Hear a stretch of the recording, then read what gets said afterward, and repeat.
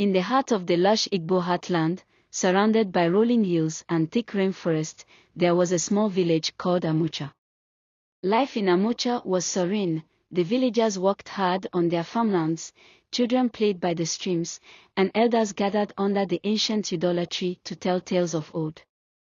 But amidst this peaceful village lived a woman whose name sent chills down the spines of the villagers, Azuka. Azuka was an enigma, a shadow that moved silently through Amucha. She was beautiful, with skin the color of rich mahogany and eyes that glimmered like polished stones. But her beauty was like a trap, masking the darkness that lurked beneath. While many of the villagers toiled in their farms or traded at the local co-markets, Azuka operated in a secretive and dangerous trade. She sold babies. Azuka's story began as a tale of sorrow. She had once been a kind-hearted young woman, married to Chokudi, a hunter known for his bravery. For years, Azuka and Chokudi prayed for children, but the gods seemed to turn deaf ears to their cries. In a land where a woman's worth was often tied to her ability to bear children, Azuka faced ridicule and isolation. Her co-wives in Chokudi's compound mocked her openly, calling her a barren woman. One fateful evening, after another failed attempt at conceiving, Azuka stormed into the Nshibiri, the sacred forest, against the warnings of the elders. She knelt before the shrine of Ola, the goddess of fertility, and poured out her anguish. "If the gods refuse to bless me, then I will create my own blessings," she swore, her voice echoing through the silent forest. That night marked the birth of a new Azuka, one hardened by pain and determined to defy the gods.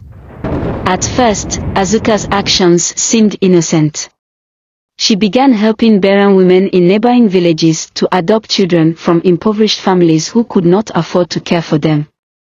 But as demand grew and money started flowing in, her intentions darkened.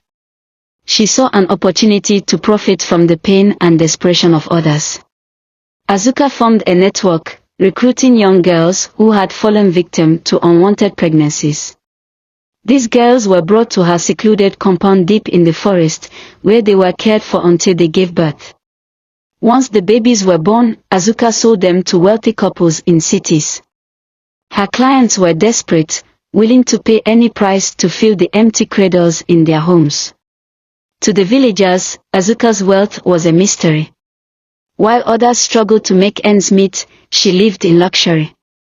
Her compound was the largest in Amucha, with high walls adorned with intricate carvings, and a gate guarded by fierce-looking men. But no one dared to question her. Whispers of dark magic and her visits to the Dibia kept people at bay. Azuka's compound in the forest was more than just a secluded home, it was a carefully organized hub for her sinister operations.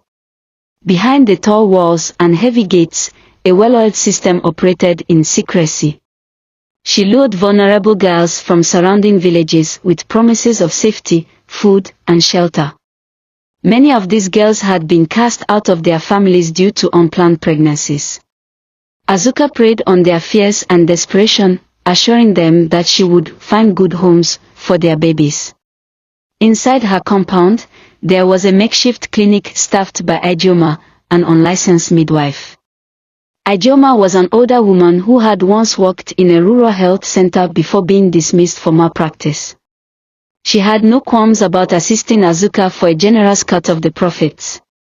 Azuka kept meticulous records of the girls, the babies they birthed, and the buyers. Each baby was labeled with a number instead of a name, reducing their identity to a mere transaction. One of the girls, a 17-year-old girl from a nearby village. Comment below Azuka for part 2.